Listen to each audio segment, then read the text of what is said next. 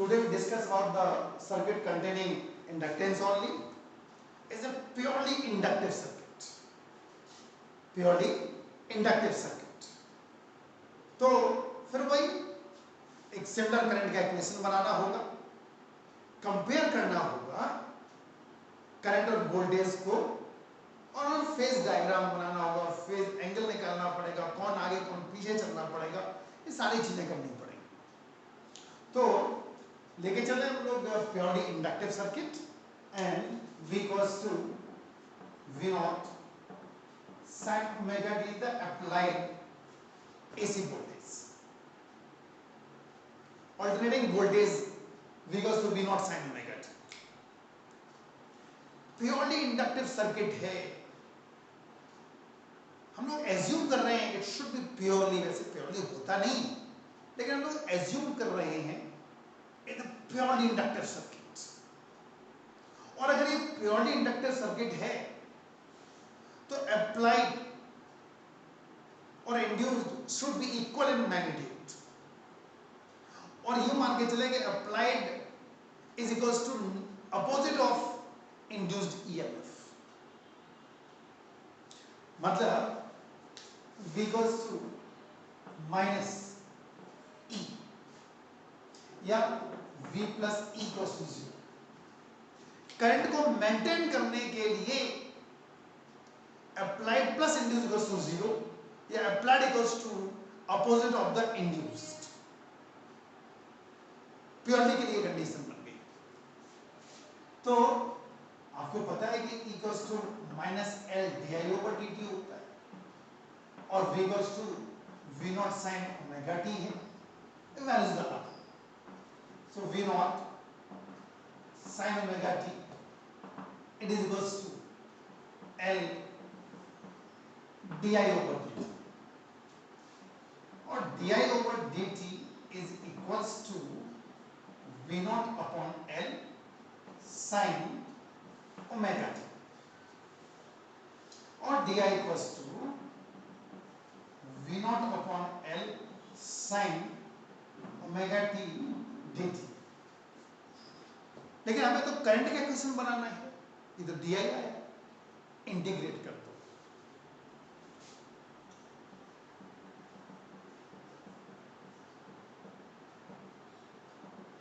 sin omega T dt, और D I का I हो जाएगा V naught upon L minus cos omega T by omega, और I equals to V naught upon L omega minus V बाहर आ गया, और cos omega T को मैं साइन में कन्वर्ट करना पड़ेगा क्योंकि हमें सिमिलर इक्वेशन बनाना है करंट का। साइनसॉइडल फॉर्मेट में साइन के फॉर्म में लेके आना है, sine pi by 2 minus omega T, और I equals V naught upon L omega sine omega T minus pi by 2, और I equals to V naught upon XL sine omega T minus pi by 2, where XL is the L omega and is known as inductive reactance of the circuit, means resistance offered by the inductive circuit, resistance offered by the inductive circuit।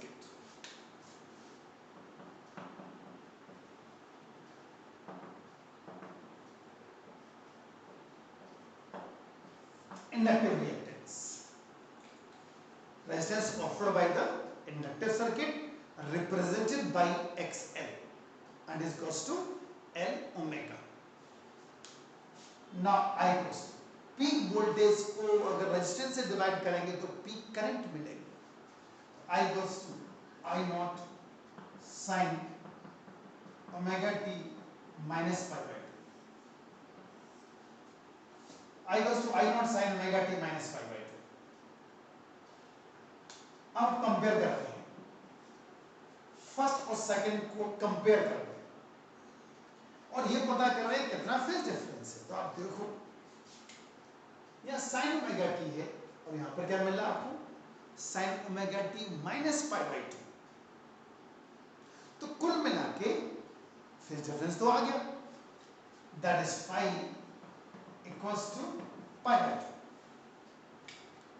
90 का phase difference हो गया and voltage leads by pi by 2 और current lags behind by pi by 2। या तो ये कह सकते हैं वोल्टेज पाई बाई 2 से आगे चल रही, या आप ये कह सकते हैं current lags behind by pi by 2।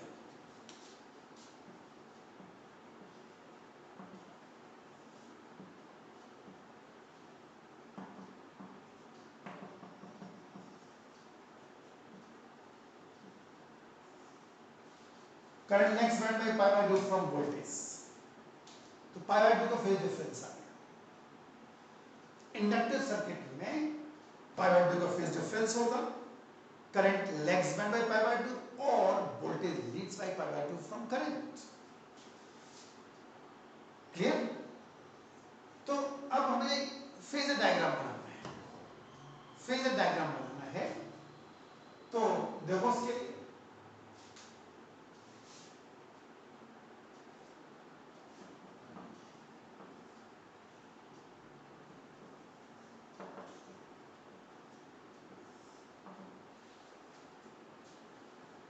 Phasor diagram, ठीक, देखो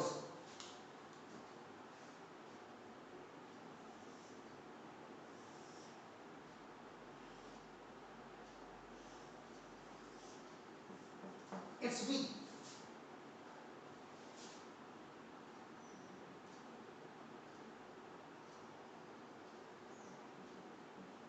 it's V naught. Current lags behind by pi by 2, current को पाई बाई 2 से पीछे दिखाओ,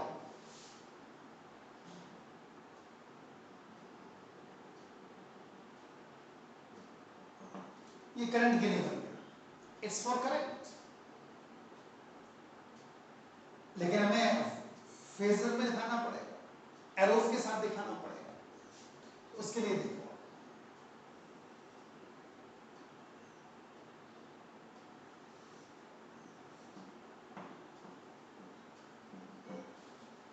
यहां पर दिखाना पड़ेगा।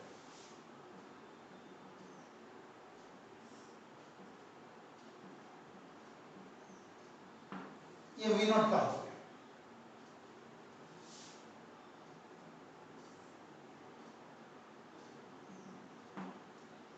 ये आई नॉट के लिए हो गया, करंट के लिए हो गया, और ये कितना हो गया omega T minus pi by 2, this one only, और ये कंप्लीट पाई बाई 2 है। ये करंट और वोल्टेज का फेजर डायग्राम बन गया, it's for V, it's for I, and this complete angle is pi by 2, ये ओमेगा टी इतना हो गया omega T minus pi by 2, ये फेजर डायग्राम बन गया, इसको वेक्टर डायग्राम ही बोला करते हैं। क्लियर? नाउ एक नंबर में क्वेश्चन ऐसे भी पूछा गया है, draw the graph of inductive reactance with frequency. Inductive reactance का फ्रीक्वेंसी के साथ ग्राफ प्लॉट करिए, एक नंबर में आया। तो अगर वो ग्राफ प्लॉट करते हैं तो इस तरह आपको पता है XL directly proportional to omega, तो इस तरह बन जाएगा ग्राफ।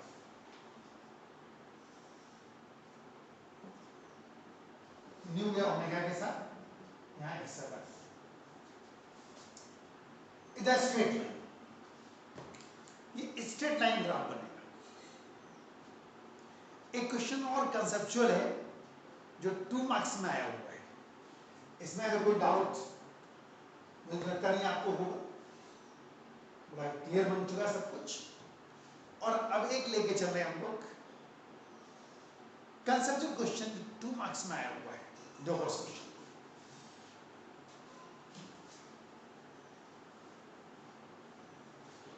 इस तरह क्वेश्चन है, एक इंडक्टर है and there is a incandescent lamp, that means bulb, and connected with AC.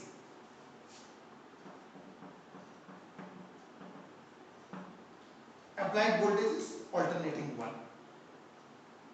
अब बल्ब ग्लो कर रहा है, बल्ब ग्लो कर रहा है, और अब क्या किया, इस इंडक्टर के अंदर एक आयरन रॉड इंसर्ट कर दी।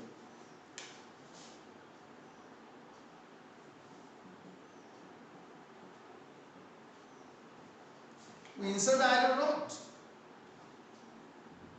What will be the effect on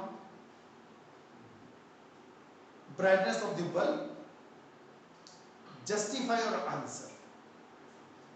सिर्फ कहने से काम नहीं चलेगा कि बढ़ जाएगी, घट जाएगी या सेम रहेगी। Justify your answer. इस तरह करके ये पूछा गया है,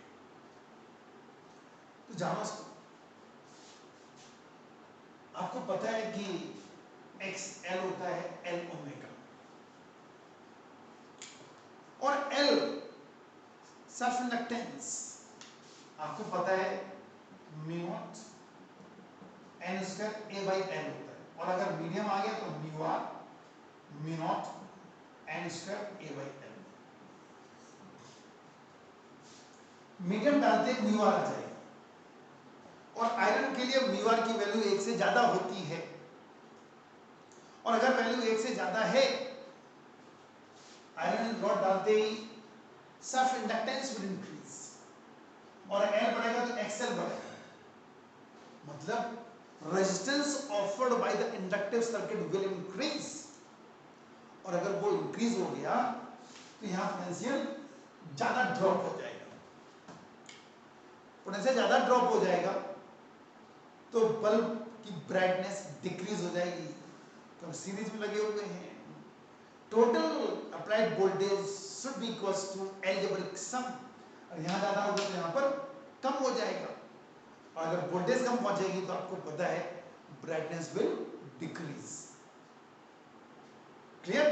तो अगर हम आयरन रॉड इंसर्ट करेंगे तो सेल्फ इंडक्टेंस बढ़ेगा, इंडक्टिव रिएक्टेंस बढ़ेगा, वोल्टेज बढ़ जाएगा, voltage drop across the inductor will increase, तो यहां पर बल्ब के अक्रॉस वोल्टेज कम जाएगा, that's why brightness will decrease, तो ब्राइटनेस डिक्रीज हो जाएगी।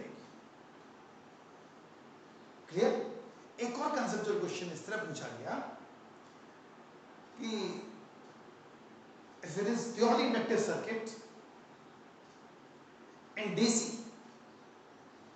it is almost ineffective, and if you increase the frequency in AC it provide a very large resistance, highly resistive circuit. If at high AC it behaves a resistive circuit, provide very large resistance, while in DC it is ineffective. Justify your answer. तो DC में ineffective क्यों होता है, उसका reason जानो। DC में frequency 0 होती है, और अगर फ्रीक्वेंसी 0 होगी तो XL 0 हो जाएगा, resistance offered by the inductor will be 0, और अगर रेजिस्टेंस 0 हो गया तो कोई रेजिस्टेंस ऑफर ही नहीं कर पाएगा, इसलिए इनइफेक्टिव। लगाया तो नहीं, लगा तो भी नहीं। डीसी में अगर आप इंडक्टर लगा देंगे तो लगा ना लगा होने के सब बराबर ही है, लगाया तब भी कोई फर्क नहीं पड़ेगा, नहीं लगा तो है नहीं, क्योंकि रेजिस्टेंस तो ये 0 ऑफर करेगा, इसलिए इनइफेक्टिव होता है डीसी में। लेकिन इन केस ऑफ एसी अगर आपने फ्रीक्वेंसी बढ़ा दी, एक्सएल बढ़ जाएगा, रेजिस्टेंस बढ़ जाएगा, तो हाईली रेजिस्टिव सर्किट बन जाएगा, ये ब्लॉक कर देगा। फिर मतलब ब्लॉक इन द सेंस कि करंट को आसानी से पास नहीं होने देगा, क्योंकि रेजिस्टेंस बढ़ जाएगा इसका। इस तरह ये बताना था। चलो इसके ऊपर एक न्यूमेरिकल देखो।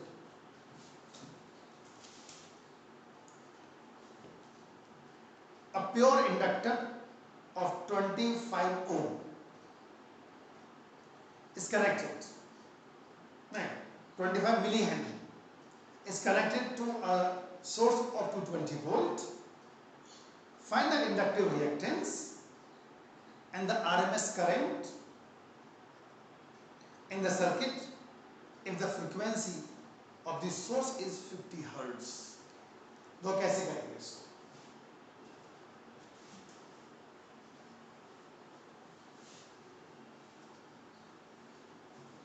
तो क्या क्या गिवन है देखें आप दोबारा से. A purely inductor of 25 millihenry, ये L दिया हो to 20 volt,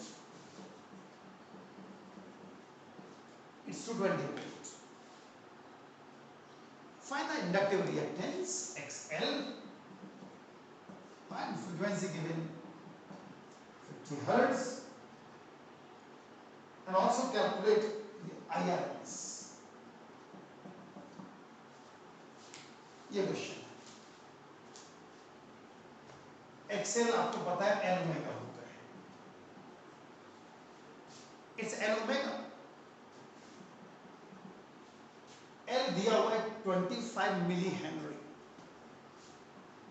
25 मिली है तो हमने -3 ले लिया. ओमेगा होता है 2 पाई न्यू.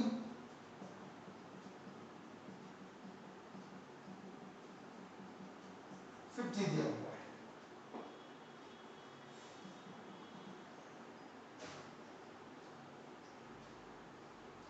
तो 2.5 पाई बन जाएगा क्योंकि ये 100 हो गया और 2.5 पाई हो गया. और सॉल्व करेंगे तो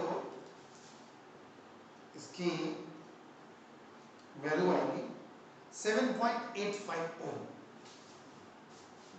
7.85 ओम एक आंसर आ गया. और अब IRMS.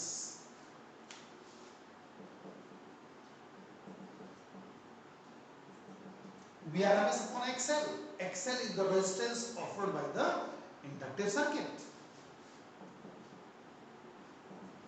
So V effective 20 and XL 7.85. Solve करने पर मिलेगा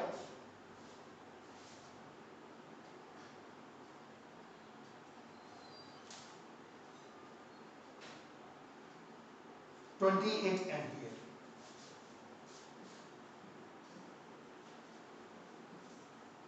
ये मिलेगा. क्लियर? तो इंडक्टिव सर्किट हमने डिस्कस किया, उसके कंसेप्चुअल क्वेश्चन एक न्यूमेरिकल डिस्कस किया. तो इंडक्टिव सर्किट में कंक्लूजन क्या मिला? In purely inductive circuit current lags behind by π/2. Current voltage से π/2 पीछे चलेगी. लैग्स बिहाइंड बाय π/2 जो हमने फेजर डायग्राम से आपको यहां पर एक्सप्लेन किया था. दो सर्किट हो चुके हैं, रेजिस्टिव हो चुका है, इंडक्टिव हो चुका है. रेजिस्टेंस में क्या मिला था? No phase difference. Current and voltage both are in same phase. While in case of inductive circuit, phase difference π/2, voltage leads by π/2 or current lags behind by π/2, and resistance offered by the inductor known as inductive reactance represented by XL, and it is equals to L omega. Okay, next video हम लोग लेके चलेंगे purely capacitive circuits. Okay.